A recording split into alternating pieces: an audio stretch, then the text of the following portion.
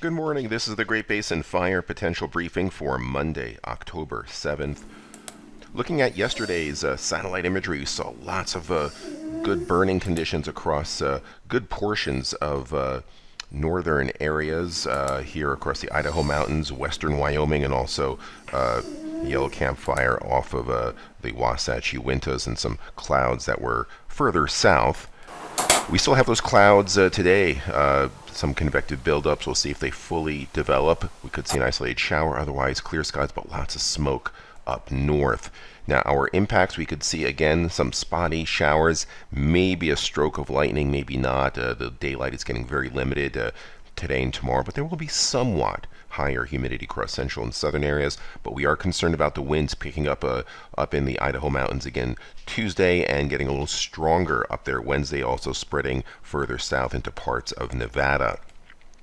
We had just some very light precipitation, some of this not even reaching the ground, no lightning. Looking at initial attack, we had 4 fires, but for over 1,000 acres and over 37,000 acres of large fire growth. We are at PL4 here in the Great Basin. Past 14 days, past 2 weeks, little to no precipitation, near 0% of normal. You can see the drought monitor. We're starting to see more areas in this moderate drought area across parts of Idaho, even some pockets of severe drought. Western Wyoming, also moderate drought creeping up into southern areas of Utah, the Arizona Strip, and southern Nevada. The 1-week flash drought index also flashing some very high drought numbers. So that's a picture of how dry things have been. We also see this on the ERC map to go to the end of the first week of October and start still seeing percentiles in the 90th to 97th percentiles across more than half the area. Very unusual. 100-hour fuels in the gold, meaning they are in the mid to upper single digits. Even the 1,000-hour fuels along and south of I-80 in all the national forests, looking at the 1,000-hour fuels also being in the mid to upper single digits, and not too far off of that in Wyoming and Idaho. A few particulars up in the Salmon Chalice. You can see the ERCs. The blue is ends right here. The green is a progression. And we are not just at record levels, but we are right at where we normally are in late summer. Similar story for western Wyoming, actually well above its late summer peak and at record levels and poking up towards the 90th percentile. And similar story across the entire geographic area. The Uinta Basin and some of the foothills of the Uintas also up into pushing close to the 90th percentile and well above their summer peak. Same story for the Arizona Strip, up at the 97th percentile, well above records and well above where they normally are in the early to mid-summer. Upper level map today shows a high pressure ridge over us, mostly dry air, but some convective buildups in the afternoon, maybe some spotty showers. If this was midsummer with the daytime heating, we would definitely see showers and thunderstorms. A little questionable this time of year. All PSAs are in the moderate brown high risk.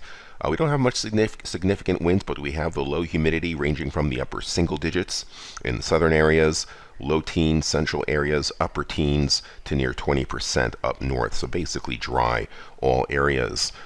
For tomorrow, little weak trough approaching. We have dry air, still some of that mid-level moisture in place up in eastern areas, and increasing winds with a dry edge of a cold front starting to approach.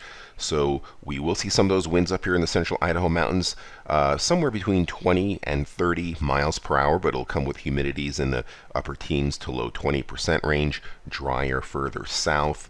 And that front pushes it a little closer on Wednesday. You see some of those upper level winds picking up across northern and western areas. So we do have a high risk for winds in the vicinity of where a lot of our large fires are occurring. We may have to expand this to the Payette also. We'll see.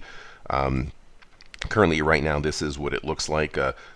Orange is the winds gusting near 30. The purples are 35 to 40 mile per hour winds. You can see the humidities may be creeping up just a little bit as the front passes by, but still in the low to mid 20% range. Fuels, the heavy fuels are quite dry, and then humidity definitely drops off further south. Maybe some spotty precipitation, 1/100th of an inch here or there. We'll see maybe even a strike of lightning. I'll have to keep an eye on that, or maybe not. And then on Thursday, as we go later in the week, there'll be a stronger front approaching. We'll see if there's any showers with this. Models are still divided.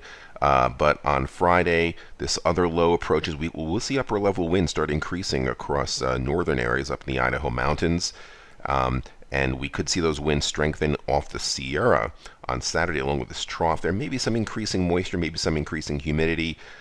Still questionable whether we'll actually see precipitation reaching the ground. This might just provide cloud cover, but otherwise dry most areas. And then that moisture, whatever is of it, moves to our east and we get drier air, weak high pressure building back in on Sunday. So spotty precipitation, but really nothing much in our northern areas. Most of the precip stays to our north and west. And the 8 to 14, the outlook offers little relief. Continued high probabilities of warmer than normal temperatures and drier than normal weather. This concludes our briefing. Have a great day.